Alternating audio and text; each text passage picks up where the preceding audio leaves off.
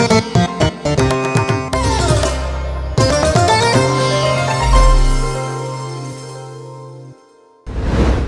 प्यारों, क्या आप भले चंगे हैं? ठीक है। एक नए महीने की पहले दिन में आए, इसलिए आनंदित होना चाहिए।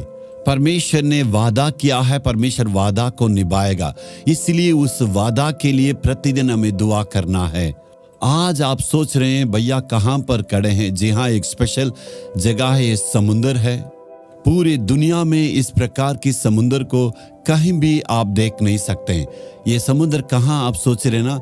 इस्राएल देश में पाया जाने वाले मृत्यु सागर है। पूरे विश्व में ये समुंदर के जगह बहुत ही नीचे पाए जाते हैं और दुनिया में कहीं भी ऐसे नहीं है।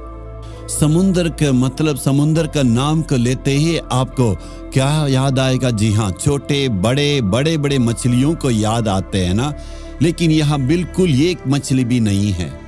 छोटे से छोटे वस्तु भी, छोटे से जानवर भी इसमें नहीं रह सकता। ये कैसे संभव? यही आप आज सोच रहे हैं ना। साधारण समुद्र में जितना नमक रहता उससे 9 गुना ज्यादा है। इसमें सल्फर, मैग्नीशियम, इस प्रकार का केमिकल भी ज्यादा पाया जाता है, इसलिए कोई भी जानवर नहीं रह सकता। साधारण तरीके से मनुष्य जैसे तैरते हैं वैसे इस समुद्र में आप तैर नहीं सकते हैं। ये पानी में इतना जहर है, गलती से यदि आप पी लेते तो जीवन के लिए खतरा हो सकता है। थोड़ा तैरने के लिए, खेलने के लिए लोग यहाँ पर आ जाते हैं। पानी का डेंसिटी ज्यादा है, जैसे ही पानी में उतरेंगे आप अपने आप से बाहर निकल जाएंगे, अपने आप से आप ऊपर आ जाएंगे। यही इस समुद्र का खासियत कहते हैं। ठीक है, आज के दिन में परमेश्वर मेरे लिए क्या वचन को रखे हैं? नेहमिया 8 अध्याय का 10वें वचन। यहोवा का आनंद तुम्हारा दृढ़ गढ़ है। क्या खुशी के साथ है? आनंद के साथ है। हमारे खुशी के लिए प्रभु के अंदर रहने से ही आप हमेशा आनंदित रहेंगे। इस दुनिया की खुशियों का मतलब, जब आप विजय पाते हैं, सफलता को प्राप्त करते हैं, उन्नति में आते हैं, तब थोड़े आनंदित होते हैं। उस आनंद हमेशा स्थायी नहीं रहेगा। यदि आप परमेश्वर के अंदर रहेंगे तो आपका दिल में हमेशा खुशी और आनंद रहेगा। इस दुनिया में हमें जीने के लिए एक बल की आवश्यकता, क्योंकि प्रतिदिन क्या समस्या आएगा पता नहीं ना। काम करने के जगह पर, पढ़ने के जगह पर, बिजनेस में, और हमारा प्रतिदिन के जीवन में बहुत सारे समस्या जरूर आएगा। उसी में जीना है, उसमें जीतना है, आगे बढ़ते रहना है। बल हमें चाहिए। तब ये सारे संघर्ष को पार करने के लिए हमारे लिए आत्मिकता की ताकत की आवश्यकता। शरीर में हमें जरूर ताकत चाहिए, इसलिए डॉक्टर कहते हैं आपको कमजोर नहीं रहना, भोजन पर ध्यान दीजिए और शरीर पर ध्यान दीजिए।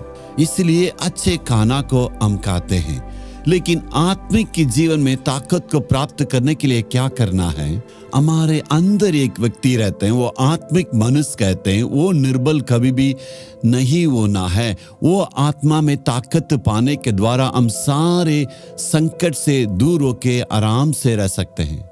प्रभु में आनंदित रहना ही हमारी ताकत है।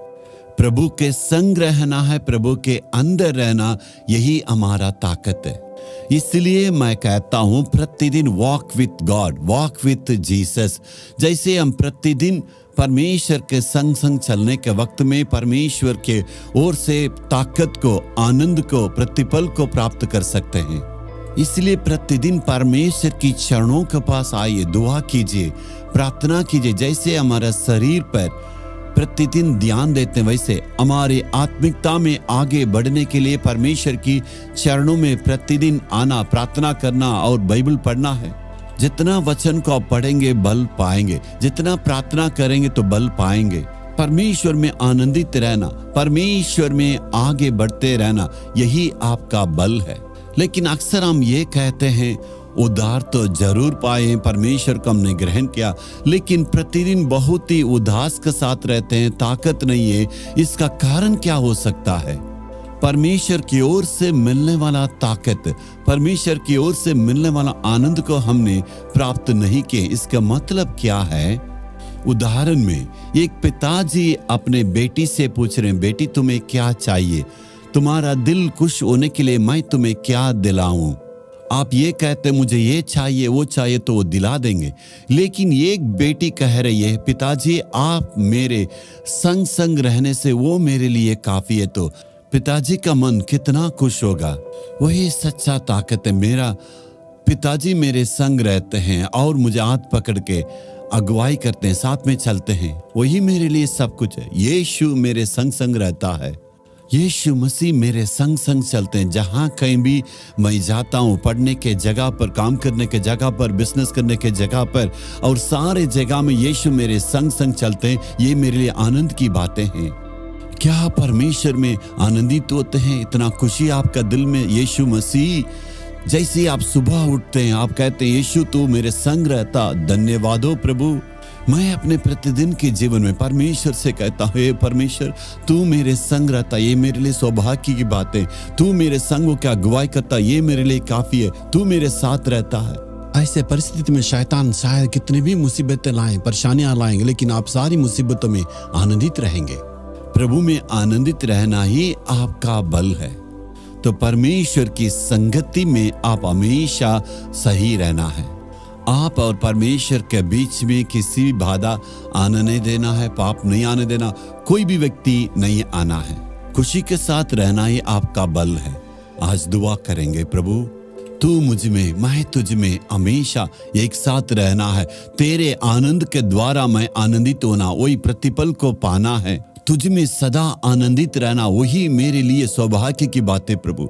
यीशु के नाम में आमीन आमीन।